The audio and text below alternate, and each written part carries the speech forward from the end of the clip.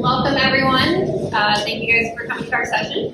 We're going to talk about symptom hunting from some different perspectives. So we're going to kind of start off with giving you a blurb about each of our backgrounds so you can kind of figure out like where our identities lie within our perspectives. And then we just kind of want it to be very casual. So we're going to kind of ask each other questions, just kind of see what things come up while we're going along. And then more than welcome to have questions from y'all. And hopefully it's an insightful, good old time. So, Ann, do you want to start? Sure. And I apologize. That's my son, so he can see me. He's going to be a little distracted.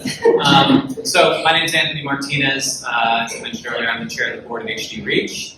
I guess my experience, my mother was gene positive. She passed away in 2017. My aunt was also positive. I'm at risk. My brother's at risk. My son Logan is also at risk. So that's me. My name's Melissa. I'm a volunteer at HD Reach. I've been involved with like HDSA and National Youth Alliance for the last like 10, 15 years. I'm gene negative. I tested when I was 24. My mom had Huntington's. She was symptomatic ever since I was born. And she was diagnosed when I turned 8, and that's when I started caregiving for her.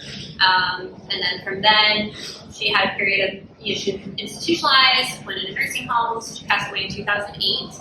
And I have 3 siblings, and they are all gene positive. 2 are symptomatic. And my fiance is at risk. So, couldn't get enough. I'm Lauren Holder. I am gene positive, and I not only been involved with HD Reach, but I do a podcast through Help for HD. Been involved in a lot of stuff with HDSA over the years. Just involved in the community overall. My dad had HD, and I was his caregiver up until he passed in January of 2021. And you can probably see my daughter. She's 4, running around, and I also have a 3-year-old that's back at home.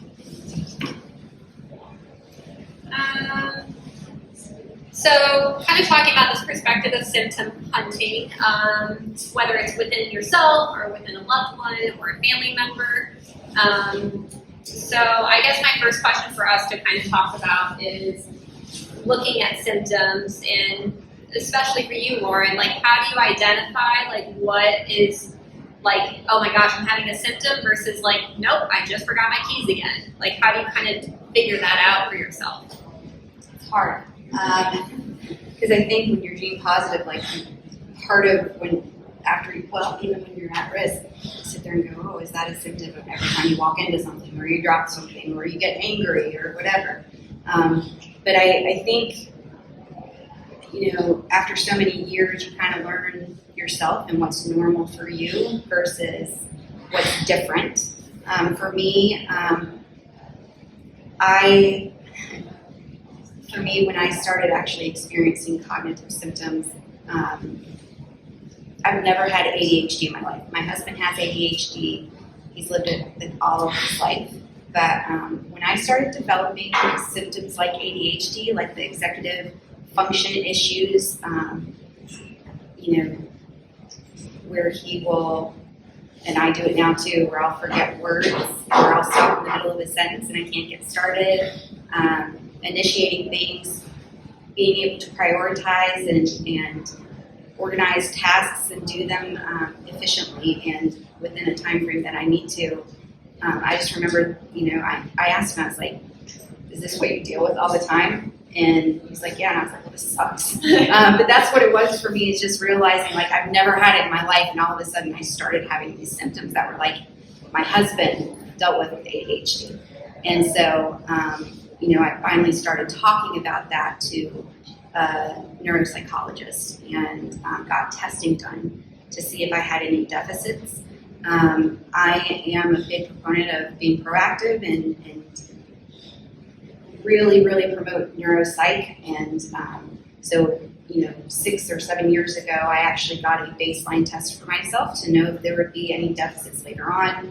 And it really helped me when recently I had to do that and actually go and do the neurocognitive testing again, and I found deficits in the executive function in the things that I had mentioned. And so where I was sitting there, because I was really bad about, maybe not, maybe I'm just overworked, maybe it's because I'm a mom now and I'm super stressed and things like that. Maybe that's the problem, but realizing how they were piecing together and just not being able to function at the level that I've always functioned. It just kind of, that's kind of what it is. It's just finally realizing, like, no, when I piece it together, I'm having an issue. What about for you? I think I still recognize all the things that I always thought were symptoms. I sort of acknowledge them. I mean, I remember the first time I noticed a twitch that seemed abnormal. It was here in my left shoulder, and it just started pulsing a little bit. And I recognized that twitch in other parts of my body over time. Where I am now, I try to recognize and then let them go. Almost like I'm practicing mindfulness techniques, right? A bad thought comes into my mind, recognize it, don't judge myself for having it, and then just move on.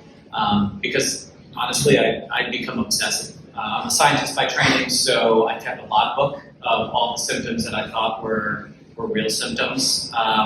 I would record my eyes to see if I was seeing any twitching left and right, to check whether or not there were physical symptoms there. I pushed myself into a career that was filled with open, honest, brutally honest, real-time feedback. So if I was starting to experience cognitive declines, people would tell me immediately. And it was a lot of weight to carry. So now I'm just trying to accept it and move on and allow myself to also experience emotions, right? Because that's something that I never really thought about, right? I always wanted to maintain this like even keel and be a robot.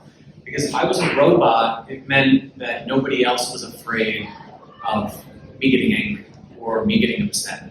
Even now, I still deal with that from my family on a regular basis, where if I lose my temper about something, and it could be something very real that everybody would lose their temper about, I have to question myself, they question me, was that HD, you know, and it's just a lot of pressure. So I just try to accept it and let it go, you know. It's such a real thing. Like not wanting to get angry because, oh my gosh, that could be the HD.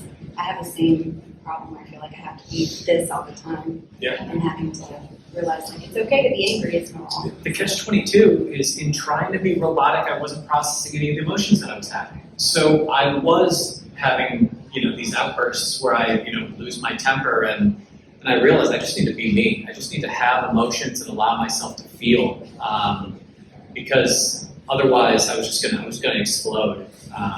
So. Do you feel like the pressure of that, how do you balance, because you're still at risk, so you haven't decided to test yet, how do you balance that with, you know, does the pressure ever get too much that that's what would push you to test, or has the mindfulness that you've been doing is what's helping you delay that? I think I'm feeling okay right now. You know, I don't notice anything that's significant or what I would attribute to Huntington's disease. I'm asking people around me to let me know if they see anything as well. I think if they started to manifest and somebody was like, hey, I think you're maybe showing signs, I'd probably, if I'm being completely honest, I'd probably be defensive at first. I'd probably get angry and be in denial, and then as I start to recognize it, I think I would eventually open up and go. But yeah, I don't know what would get me across that line.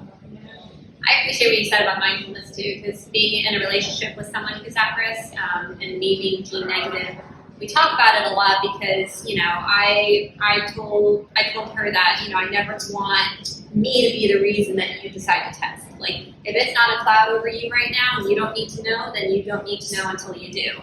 But part of our agreement has been that when I do think about it and it does worry me, that we acknowledge it. So it'll be a day where I'm like, you know, hey, Erica, like I on the way home I thought about like, what if you have Huntington's?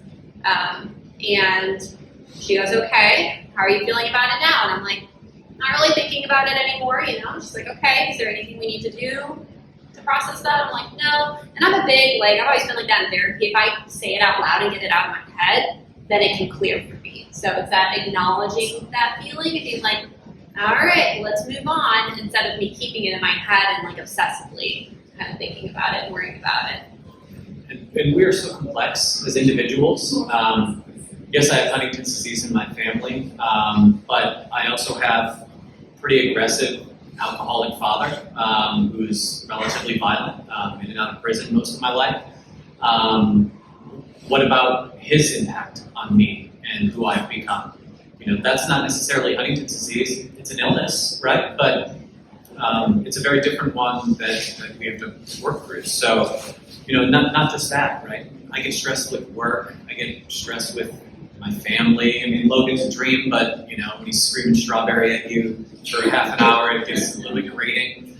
I think it's important to be able to take a step back, take a deep breath, and just reset occasionally, right? And, I do have some specific techniques on that if you're interested, breathing techniques for dealing with grief and sort of allowing your parasympathetic nervous system to just disconnect. Let's talk about that afterwards. But I think we also have to realize that there are other conditions that cause certain, similar symptoms, right? So just because you have depression doesn't mean that it's related to HD. For example, I have hypothyroidism, so I fatigue easily anyway, and depression is one of the side effects of that. So a lot of the time when I would worry, I would have to take into consideration, well, my thyroid messed up right now? Is there something else going on? And I would go and get lab testing done to make sure that there was nothing else going on. But I think one of the best things that somebody ever told me was Dr. Francis Walker. He said, it doesn't really matter if it's related to HD or not. We're going to treat certain things in the same way. So focus on the solution.